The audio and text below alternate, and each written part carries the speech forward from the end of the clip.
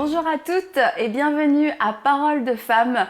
Aujourd'hui, nous allons aborder le thème comment cultiver notre relation avec Dieu, comment cultiver cette relation si précieuse que nous avons et malgré tous les faux enseignements peut-être que vous avez pu recevoir ou les mensonges qui viennent étouffer cette relation qui est censée être facile et être sincère. C'est ce que nous allons voir aujourd'hui avec vous, mesdames. Bonjour. Bonjour Annabelle. C'est ça, c'est que on aspire toutes, en tant que chrétiennes, à avoir une bonne relation avec Dieu, une relation équilibrée. Mais je crois qu'il y a beaucoup de faux raisonnements qui viennent un petit peu empoisonner cette authenticité qu'on devrait avoir dans notre relation avec Dieu. Oui, Annabelle, c'est sûr que dans ce genre de situation, il faut poser des bases tout de suite. Parce que la relation qu'on a avec Dieu, c'est une relation propre, c'est une relation d'intimité. Il ne faudrait pas qu'on tombe dans une espèce de relation dans laquelle on pense que Dieu nous demande des performances ou alors que Dieu attend des choses de nous que nous ne sommes pas tout simplement capables de faire. Donc, j'aimerais attirer là, par exemple, l'attention sur le fait que parfois, quand on prie, on a tendance à dire, si je fais une prière de 1 heure de temps, vraiment une prière avec des paroles fortes, Dieu m'écoute et là, Dieu va sûrement m'exaucer. Mais non, c'est tout simplement faux. Parce que Dieu cherche des adorateurs en esprit et en vérité. Il ne cherche pas des personnes qui sont performants ou alors des personnes qui ont des procédures qui se disent, mais moi, je vais d'abord commencer par confesser tous mes péchés à Dieu.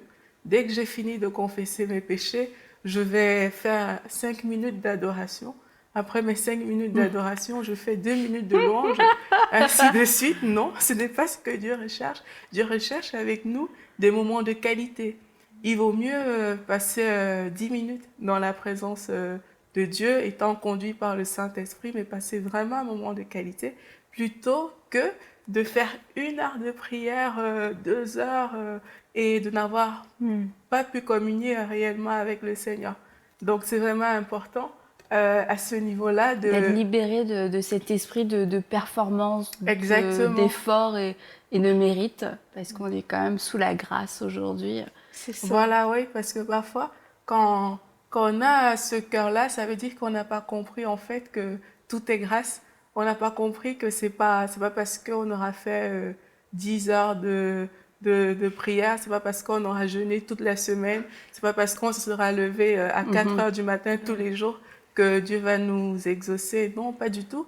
Dieu, lui, il regarde au cœur, il regarde à notre sincérité. Il ne regarde pas à la quantité d'heures, à la quantité de prières, de mots. Non, pas du tout. Dieu n'est pas impressionné par le nombre d'heures qu'on passe dans la prière. Et Dieu n'est pas un père fouettard qui compte le nombre d'heures qu'on a fait. Genre, Aurélie, aujourd'hui, elle a fait que 1 heure. Non, c'est pas assez. Mais non, Dieu, c'est pas ça qu'il recherche.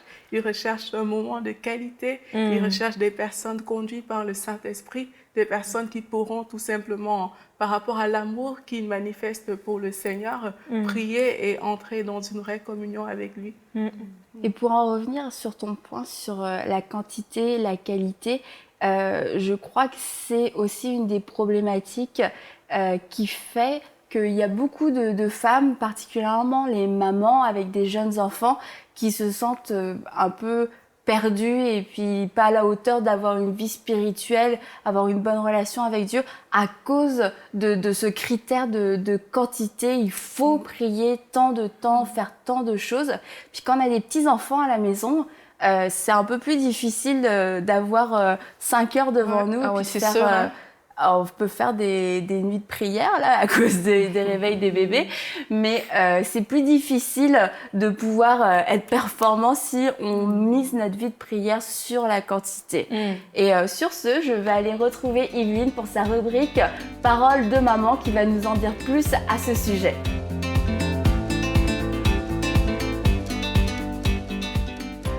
Bonjour Yveline. Bonjour Annabelle. Alors toi, t'es vraiment concernée. Là, t'as ton petit garçon qui a eu 2 ans. C'est ça. Bientôt un nouveau bébé. Exactement. Comment t'as vécu ça quand t'as accouché, d'être réhabituée à avoir une vie spirituelle, une relation avec Dieu?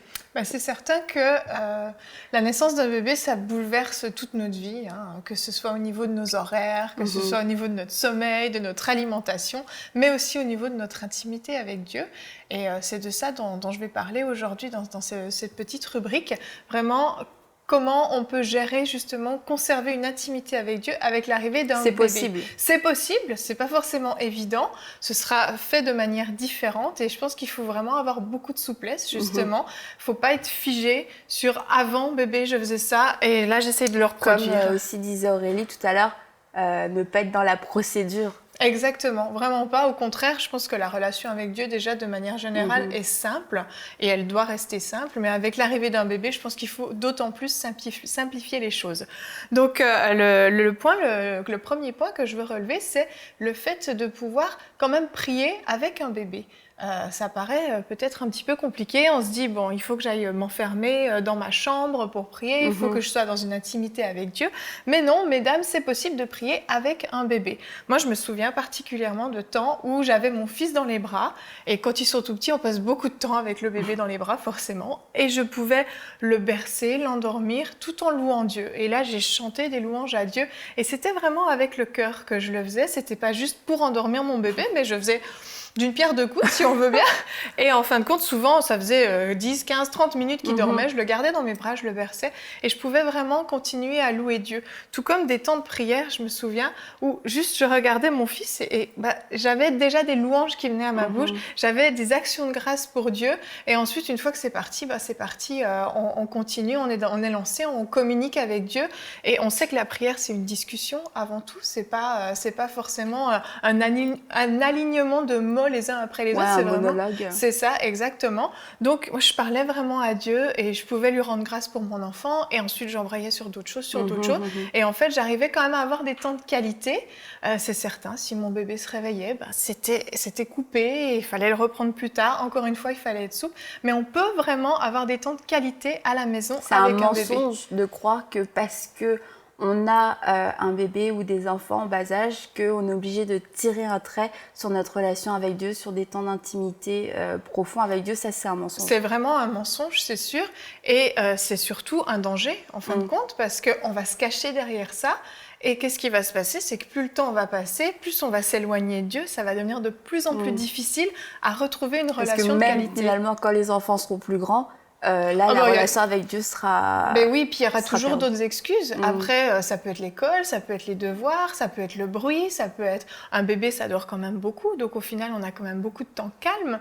Donc il y a toujours en fait de bonnes excuses, on peut toujours s'en trouver. Je pense que l'important, c'est vraiment de savoir qu'on aime Dieu et on peut passer du temps avec Dieu. Mais avec une un des bébé. clés, c'est donc la souplesse et vraiment, puis de pouvoir s'adapter. Vraiment, faut pas se dire, avant, tous les jours, à 10h, je priais pendant 30 minutes et puis c'était comme ça tous les jours.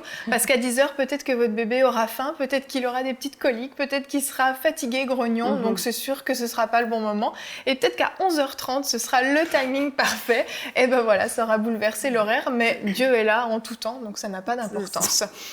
Et l'autre point important que je veux aborder, c'est le fait d'aller à l'église. Et ça, vraiment, c'est très important. Et vous, mesdames qui me regardez, qui venez peut-être d'avoir un bébé, et vous vous sentez très fatiguée, parce que oui, on est fatigué quand on vient d'avoir un bébé, un accouchement, on sait, c'est fatigant. Après, il y a toutes les nuits difficiles qui vont arriver. Donc forcément, on est fatigué. Et on se dit, bon, allez, cette semaine, je vais pas aller à l'église. Une autre semaine passe, une autre semaine passe. Et je sais, d'expérience, j'ai vraiment connu des mamans qui, dans leur tête, se disent... Moi, quand j'accouche pendant 1 mois, 2 mois, 3 mois, je ne vais plus à l'église. Un congé d'église, exactement. Et ça, vraiment, le conseil, ne faites jamais ça. Parce que non seulement on s'éloigne en fait de nos frères et sœurs, et ça c'est important, on a besoin d'une relation fraternelle, mais on s'éloigne aussi des temps faciles, et je dis facile entre guillemets, mais des temps faciles de consécration. Pourquoi facile? Facile parce que le temps de louange et d'adoration nous est offert sur un plateau d'argent, si je peux dire ça. C'est-à-dire qu'on va à l'église, on y arrive, il y a de la louange, il y a une atmosphère, on est servi vraiment. Il y a une atmosphère vraiment d'adoration déjà dans le lieu. On voit nos frères et nos sœurs qui sont consacrés aussi. Et ça nous pousse en fait à avoir un temps de louange de qualité. C'est bon pour notre âme, c'est bon pour notre esprit. Ça alimente en nous justement cette communion avec Dieu. Et l'autre point, c'est une prédication. on a un message solide, une nourriture solide. Et parfois, c'est la seule qu'on aura toute la semaine. Là, faut pas se leurrer, ça peut arriver qu'on n'ait pas le temps d'ouvrir notre Bible, qu'on n'ait pas le temps d'écouter un message. Voilà. Donc, si au moins on a cette méditation le dimanche qu'on peut conserver la semaine, sur laquelle on peut méditer pendant la semaine, c'est vraiment, vraiment précieux. Parce qu'il y a des femmes, comme tu dis, elles veulent pas vraiment aller à l'église au début parce que c'est pas très facile ou pratique.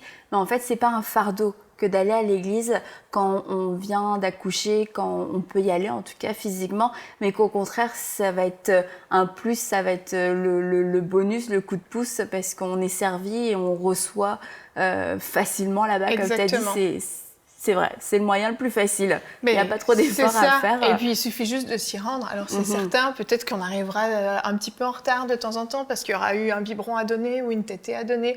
Peut-être qu'on va devoir s'absenter à la fin de la louange ou même pendant la prédication parce qu'il y aura une couche à changer. Là aussi, il faut être souple et il faut être aussi tolérant pour les autres qui n'ont pas encore d'enfants, être tolérant avec les mamans qui vont peut-être faire quelques allers-retours de temps en temps. C'est des choses qui peuvent arriver. Mais à cause de tout ça, ce serait dommage de se priver de la bénédiction que d'aller dans notre église et d'avoir la communion fraternelle, de passer ces moments-là dans la parole. Ah, vraiment. Parce que finalement, il y a tellement plus à recevoir que ce que ça peut nous coûter en effort. Tout à fait. Mais ceci dit, ça c'est du côté de la maman, mais du côté du bébé, quelquefois on peut se dire c'est un peu long, il va pleurer, et tout ça, comment faire pour... Mais là, j'ai ciblé des petites choses pratiques, vraiment pratiques, mais qui peuvent être très utiles.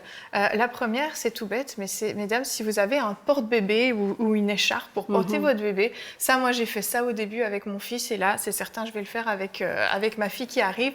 Et vraiment, les temps de louange dans le porte-bébé, vous avez déjà les mains libres, donc si vous voulez élever les mains, vous pouvez le faire. Si vous voulez vous déplacer, et vous pouvez bercer bébé sans fatiguer des bras et tout ça.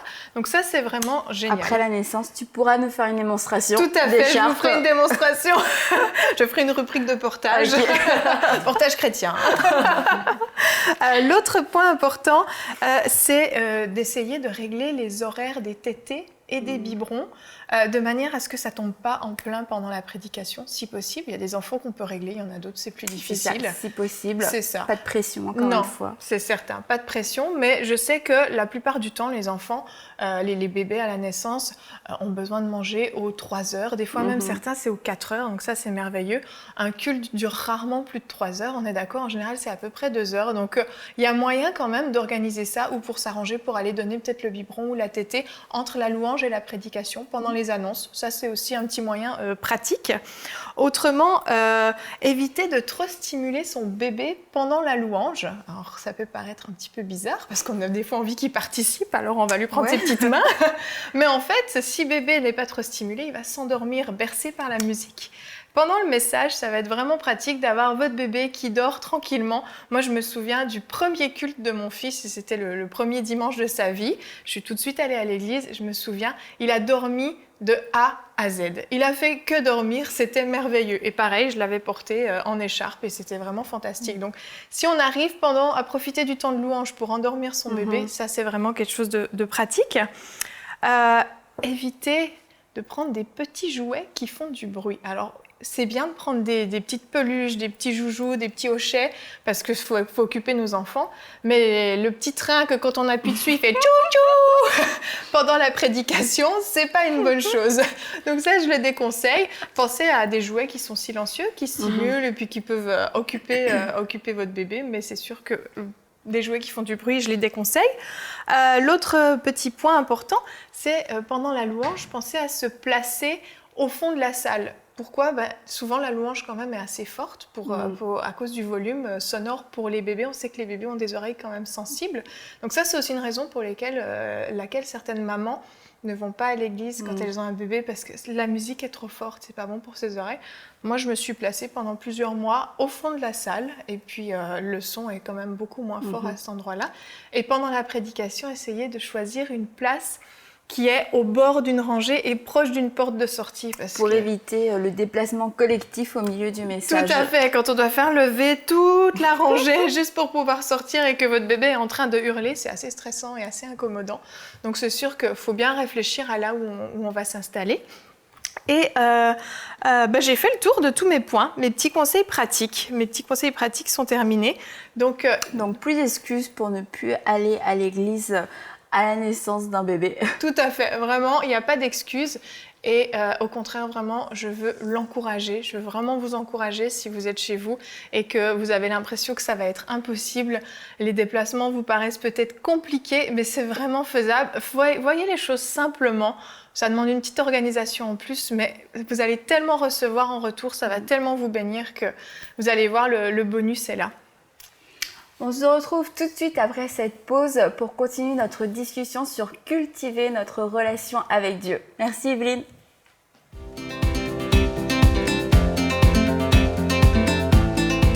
Nous sommes de retour sur le plateau de Paroles de Femmes et nous sommes en train de parler de comment cultiver notre relation avec Dieu. La Bible nous dit « Approchez-vous avec assurance du trône de la grâce ». Et comment on peut s'approcher avec assurance du trône de la grâce quand on est dans la peur et quand on n'a pas conscience de l'amour de Dieu? Comment faire pour appliquer ce verset-là? Mais c'est ça, s'approcher de Dieu, certaines personnes peuvent peut-être penser que c'est un acte religieux, mais s'approcher de Dieu, c'est un acte d'amour, avant tout. On s'approche de Dieu parce qu'on l'aime et non pas parce qu'on a un devoir religieux à accomplir. C'est une relation de cœur à cœur. Et il y a Romains 8, l'apôtre Paul aux Romains qui dit ceci: « Vous n'avez pas reçu un esprit de servitude pour être encore dans la crainte, mais vous avez reçu un esprit d'adoption par lequel nous crions « Abba, Père ». L'Esprit lui-même rend témoignage à notre esprit que nous sommes enfants de Dieu. Or, si nous sommes enfants, nous sommes aussi héritiers, héritiers de Dieu et co-héritiers de Christ. » Alors, je ne suis pas bénie parce que je vais avoir 3 heures de prière par jour et que je vais accomplir des devoirs religieux à la perfection. Je vais être bénie parce que Christ est mort à la croix pour moi et que c'est là qu'il m'a tout acquis. Alors, il ne faut pas, comme disait Aurélie tout à l'heure, voir en Dieu un père fouettard qui va être tapi dans l'ombre à attendre la moindre de nos erreurs et puis nous cogner dessus dès qu'on fait un pas de travers. C'est absolument pas ça. C'est pas une religion, c'est un acte d'amour. C'est un privilège. C'est un privilège. C'est ça, il nous a aimé le premier, alors on s'approche parce qu'on l'aime en retour. Et puis c'est pas dans le sens inverse justement. Je prie parce que Dieu va m'aimer. Non, je prie parce que Dieu m'a aimé le premier. Du coup, je peux m'approcher de lui. C'est important, je pense, de rétablir le vrai ordre des choses. Oui, la nuance, c'est Aurélie important. tout à l'heure parlait de la performance. Et c'est vrai que on n'est pas rétribué pour notre performance. Et peut-être certains ont eu cette déformation-là quand ils étaient petits. Ils plaisaient à leurs parents s'ils avaient de la performance à l'école, par exemple, ou de la performance sportive. Mais Dieu n'est pas du tout comme ça. On s'approche de lui, non pas pour qu'il soit content de nous parce qu'on performe, comme tu disais Aurélie. On s'approche de lui parce qu'on l'aime. Je vais vous lire Hébreux 4, de 15 à 16. C'est vraiment excellent. Nous n'avons pas un souverain sacrificateur incapable de compatir à nos faiblesses, mais il a été tenté comme nous à tous égards, sans commettre de péché. Et c'est ce que tu disais tout à l'heure. Approchons-nous donc avec assurance du trône de la grâce, afin d'obtenir miséricorde et de trouver grâce en vue d'un secours opportun. Donc, il s'est jamais fait d'illusions sur nous. Il s'est jamais dit c'est Superwoman et je compte sur elle parce qu'elle ne fera jamais de pas de travers. J'allais dire, on n'a pas bluffé le Seigneur par nos performances. Il s'est jamais fait d'illusions, il sait qu'on a des faiblesses. Il nous connaît. Il nous connaît, il nous a fait, il nous voit aller, il voit le secret de notre cœur, il voit nos faux pas, il voit nos gaffes. C'est déculpabilisant. C'est très déculpabilisant parce qu'il ne se fait pas d'illusions. Moi, des fois, je lui dis, regarde Seigneur, de toute façon, tu vois tout, j'ai rien à te cacher. Alors, c'est pas la peine que j'essaye de t'impressionner parce que tu ne seras pas impressionné. Ouais, c'est sûr. On n'impressionne pas le Seigneur avec notre façon de bien prier, nos beaux mots, ou je sais pas, notre assiduité à venir le voir. Il le sait, et puis il sourit en coin en se disant « Bon, tu m'impressionnes pas, mais je le savais à l'avance. » C'est sûr, parce que le verset nous le dit. Et qu'il ne puisse pas compatir à nos faiblesses, ça nous montre que les faiblesses, ça fait partie de la vie, ça fait partie de qui on est. Mais il y a une solution. Il y a, comme tu dis, approchons-nous. Et ça, c'est une clé. Et c'est vraiment important, je pense que c'est une grande vérité de laquelle vous devez vous saisir aujourd'hui, comme Aurélie l'a partagé par rapport à la performance, d'être libéré de cette performance parce que ça n'apportera aucune vraie consistance, aucune profondeur dans votre relation avec Dieu. Donc, soyez libérés de ça. Et comme le verset le dit, approchez-vous avec lui avec assurance et non avec performance. Exactement. Tu voulais ajouter quelque chose? Ah, je sens que tu as envie de parler. Non, mais c'est ça. Et certaines vont peut-être même se priver elles-mêmes de s'approcher de Dieu en pensant qu'elles ne sont pas au niveau, qu'elles ont déçu Dieu parce qu'ils s'attendaient à autre chose d'elles. Puis elles n'ont pas été à la hauteur de ce qu'il attendait. Mais je vous rassure, on n'est jamais à la hauteur de ce que Dieu attend. De toute façon, on n'y sera jamais. Alors, il ne faut pas se culpabiliser. Puis il faut s'approcher avec simplicité et surtout pas se priver d'avoir une communion avec Dieu en se disant qu'il a été déçu parce qu'il n'est jamais déçu de nous. Il sait d'avance qu'on le décevra. Mais il nous aime inconditionnellement. Il nous aime comme on est. Il nous aime inconditionnellement, Voilà. c'est pour ça qu'on peut s'approcher avec assurance, Exactement. en fait. Parce que moi, j'ai déjà connu des gens qui me disaient « Ah non, mais là, le Seigneur est déçu. Puis de toute façon, j'ai péché, j'ai fait ci, j'ai fait ça. Et maintenant, ça ne peut plus marcher. J'ai perdu la bénédiction. » On ne la perd pas, la bénédiction. Elle a été acquise à la croix pour nous. L'amour de Dieu, ça se mérite pas. Et l'amour de Dieu ne se mérite pas. C'est la grâce par grâce. C'est un mensonge et c'est un piège de se priver de la communion avec Dieu sous prétexte qu'on n'est pas à la hauteur. Ouais. Donc s'il vous plaît, je sais que on l'a déjà partagé, le Seigneur ne se fait pas d'illusions. Alors on s'approche comme on est, on sait que Dieu nous pardonne et puis on profite de l'amour qu'il a pour nous. Mais la condamnation, Amen. de toute manière, ne vient jamais de Dieu, parce que le fruit de la condamnation, c'est que, contrairement à ce que nous dit la parole, à l'invitation de Dieu, ça nous fait nous éloigner de Dieu, ça nous fait fuir sa présence parce qu'on a honte, parce qu'on ne se sent pas digne. Mais là, on peut voir le fruit de cette pensée, c'est je m'éloigne de Dieu. Donc c'est certain que ça ne vient pas de Dieu, ce n'est pas bon pour notre relation avec lui. Et comme tu disais, faut juste être libéré de toutes ces choses-là, savoir que Dieu nous aime d'un amour inconditionnel, il n'est pas déçu. C'est ça. Donc ça sert à rien de s'en faire nous-mêmes toute une montagne et de se priver. Ça, c'est vraiment important de se priver de la grâce de Dieu, de se priver de son amour. Ce serait vraiment dommage. C'est vrai. Ben, c'est vraiment un privilège, en fait, hein, d'être dans sa présence. Ah, c'est sûr, c'est certain, c'est un privilège et puis on n'a pas à se faire voler ce privilège-là. Surtout. Et une des choses, pour venir un peu conclure tout ça, c'est que oui, en effet, on peut être libéré de la performance, de toute cette mentalité de mérite et puis marcher dans la grâce de Dieu. Mais je crois qu'une des façons aussi de pouvoir aller plus loin dans notre relation avec Dieu, ça va être au niveau de notre soif. Si on a soif, c'est certain qu'on va avoir ce désir de s'approcher de lui sans cesse. Absolument. Et dans Jacques 4:8, Annabelle, ça dit « Approchez-vous de Dieu et il s'approchera de vous ». Donc, ce qui nous fait accéder à l'intimité avec Dieu, c'est vraiment la soif qu'on a. Et plus on s'approche, plus on goûte à sa présence. Et plus on goûte à sa présence, plus on veut s'approcher. Dans le fond, c'est un cercle, hein, ça tourne comme ça. Et comme on s'approche de lui, on découvre ses bontés. Puis comme je disais tantôt, c'est vraiment un privilège et non une obligation. Donc déjà, quand on a compris que c'est un privilège, quand Jésus est mort à la croix, le voile était déchiré, on peut entrer dans sa présence avec audace, comme on a dit plus tôt. Eh bien là, tu dis, wow, Avant, les gens devaient passer par quelqu'un d'autre, par un sacrificateur. Là, maintenant, j'ai le privilège moi-même d'entrer dans la présence de Dieu. Donc, comme on dit, je sais pas, au Québec, on dit ça, la faim vient en mangeant. L'appétit vient en L'appétit mangeant. vient en mangeant, c'est ça. Mais la soif vient en buvant. Tu sais, on va s'abreuver dans la présence de Dieu.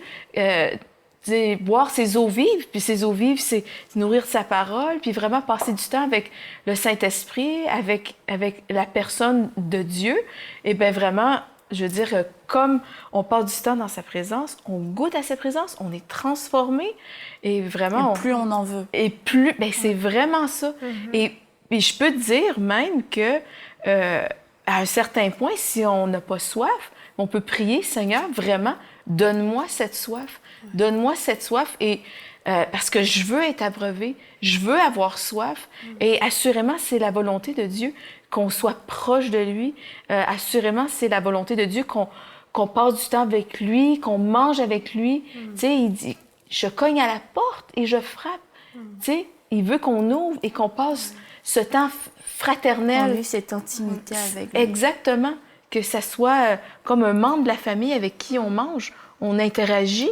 Ben, de la même manière, Jésus veut passer ce temps-là avec nous. C'est fait que quand la soif est si grande, ça nous fait passer, je pense, sur tous les détails de notre vie, comme Yveline partageait pendant la rubrique. Quand on a des petits-enfants ou même si on a une vie très, très occupée, on peut se priver, se brimer parce que bon, c'est pas un moment parfait, les conditions sont pas parfaites. Mais quand il y a cette soif, on est vraiment prêt à traverser. On oublie les excuses. C'est ça, on oublie les excuses. Là, j'ai soif, il faut absolument que. Et on trouve que j'aille vraiment le temps. On a m'abreuver. tous 24 heures dans une journée, hein, vraiment, on a tous. Et puis c'est de racheter le temps aussi, hein. Pourquoi pas ne pas avoir un temps d'intimité avec Dieu dans nos tâches quotidiennes? Exactement. Prier quand on passe la balayeuse. Qui a dit qu'on ne peut pas prier quand on faisait le ménage? Faire la vaisselle. Vraiment, je veux dire, je pense que c'est de cette façon-là qu'on peut prier sans cesse, constamment rester en communion avec le Saint-Esprit, jamais oublier que Dieu est toujours présent à chaque moment de notre vie. Vraiment, c'est un privilège, puis c'est une bénédiction d'avoir cette relation-là avec Dieu. Et le Saint-Esprit est un consolateur formidable, vraiment. Et le fait d'avoir cette relation-là va constamment nourrir la soif aussi. Hein. Plus on en a, plus on en veut. Exactement. Les eaux vives, c'est bon, et on va constamment vouloir aller s'abreuver. Puis les eaux vives ne s'arrêtent pas, le robinet ne se ferme pas. Exactement. Donc on est C'est en l'abondance sécurité. totale. L'abondance, exactement. Ça me fait penser à un verset qui dit « Si vous avez goûté que le Seigneur est bon Ouais, C'est vrai que ouais. quand on y a goûté, on a envie d'y retourner. Hein. Ah, ben c'est Mais ça. c'est vrai. C'est comme un bon mets. Hein? Ben oui. On a aimé un mets, ben on veut en remanger. Alors, hein. si vous Ben, avez goûté que le Seigneur est bon, allez-y. ben c'est ça, Dieu, en fait, il nous offre un buffet extraordinaire dans sa parole et dans sa présence. Et il veut qu'on goûte, il veut qu'on déguste. Et quand on déguste, ben quand c'est bon, je veux dire, on veut en remanger. C'est ça. Tout ce que Dieu a à nous offrir, c'est délicieux. Faire Bon comme appétit, David. Mathilde. Je mange. À vous aussi, je vous souhaite un bon appétit spirituel dans la présence de Dieu. Je crois qu'au travers de cette émission, de tous ces partages, vous avez pu saisir quelle était la pensée de Dieu pour avoir cette relation intime, profonde et authentique et simple aussi, qui vous est réservée, qui vous appartient. Et on prie pour vous afin que la soif puisse être suscitée en vous, que vous puissiez avoir soif de plus de lui. Et comme Mathilde l'a dit, une fois que vous aurez goûté réellement à la présence de Dieu, vous ne pourrez plus vous en passer. Donc, il n'y aura plus juste qu'à entretenir la machine, je dirais. Donc, passez ce temps-là aujourd'hui avec le Seigneur. Oubliez tout ce que vous avez à faire et puis profitez-en. Dieu est bon, Dieu vous aime et vous êtes acceptés dans sa présence. À bientôt pour une prochaine émission de Paroles de Femmes.